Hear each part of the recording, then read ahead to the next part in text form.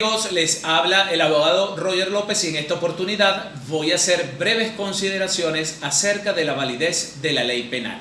Y la ley penal tiene validez tanto en el tiempo como en el espacio, para lo cual existen un conjunto de normas y un conjunto de principios que determinan la validez temporal y la validez espacial de la ley penal. Esto último a que no solamente a hechos ocurridos en Venezuela se aplica o se regulan por la ley penal venezolana, sino que nuestro ordenamiento jurídico en el marco del derecho penal igualmente puede ser aplicable a conductas o a hechos desplegados fuera de la jurisdicción territorial venezolana. Como se sabe, el proceso de formación de las leyes está expresamente consagrado o regulado en el artículo 203 y siguientes de la Constitución de la República Bolivariana de Venezuela, culminando con su promulgación y su publicación en la Gaceta Oficial. Como lo establece el artículo 1 del Código Civil venezolano, las leyes entran en vigencia y se hacen de carácter obligatoria una vez que se publica en Gaceta Oficial, salvo en aquellos supuestos en que la ley disponga de una fecha posterior para su entrada en vigencia. También es importante considerar que la ley se extingue de 4 maneras o bajo 4 procedimientos. Primero, por derogación expresa o tácita de otra ley, por referéndum abrogatorio, según lo dispone el artículo 218 del texto fundamental, cuando se alcanza el límite o caduca o se extingue por el tiempo expresamente señalado en la ley, hablamos de las leyes temporales, o cuando desaparecen las circunstancias de calamidad que inicialmente justificaron su nacimiento. Estaríamos hablando de las leyes excepcionales. Ahora bien, cuando una ley que regula determinados hechos se extingue, es derogada por otra ley que pasa a regular esos hechos, se plantea la cuestión de la sucesión de leyes penales y la ley que debe aplicarse a los hechos que ocurrieron bajo la vigencia de la ley derogada. Se plantean entonces 4 hipótesis: la ley penal creadora, la ley penal abolitiva y la ley penal modificativa.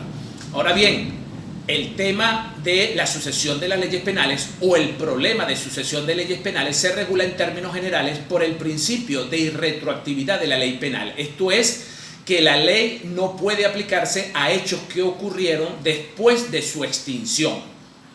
El tema del principio de irretroactividad de la ley penal igualmente se regula por esa máxima tempus regis actum.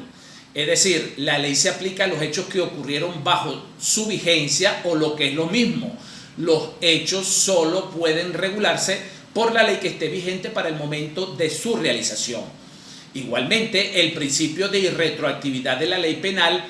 es una derivación del principio de legalidad que se concentra en ese viejo aforismo: nullo crimen, nulla poena, sine lege penale, que recoge el artículo 49, numeral séptimo constitucional, el artículo 19 del Código Orgánico Procesal Penal y el artículo 1 del Código Penal venezolano. Sin embargo,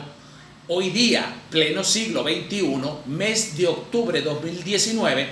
todavía existen defensores del principio de retroactividad de la ley penal. Es decir, esta corriente doctrinal señala que la nueva ley penal, indistintamente de que sea más benigna o de que sea más severa, en orden a la defensa social, debe aplicarse a hechos que hayan ocurrido con anterioridad a su entrada en vigencia. No obstante esa corriente doctrinaria, en Venezuela, el artículo 24 de la Constitución de la República Bolivariana de Venezuela recoge el principio de irretroactividad de la ley penal, al igual que lo hace el artículo 2 del Código Penal venezolano.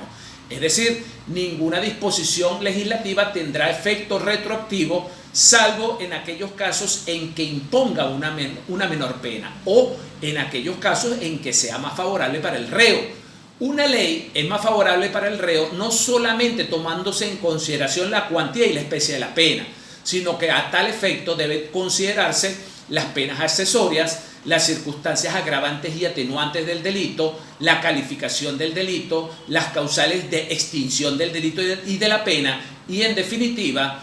todas aquellas mejoras que pudiesen imponer o que pudiese hacerse beneficiario el reo o el penado. Entonces, cuando estamos en presencia de una ley penal creadora, ello supone que la nueva ley penal pasa ahora a criminalizar o a tipificar conductas que anteriormente estaban permitidas.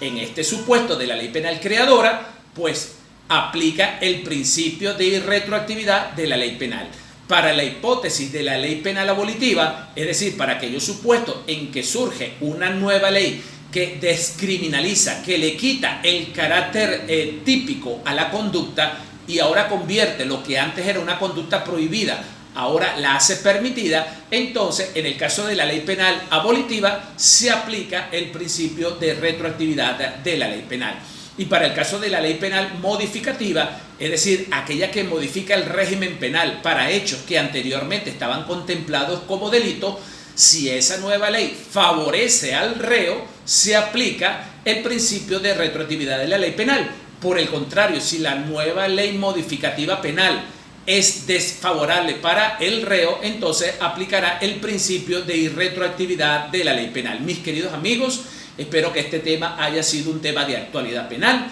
un tema de interés penal, y los invito a acceder a mi página web www.actualidadpenal.net, el portal del derecho penal.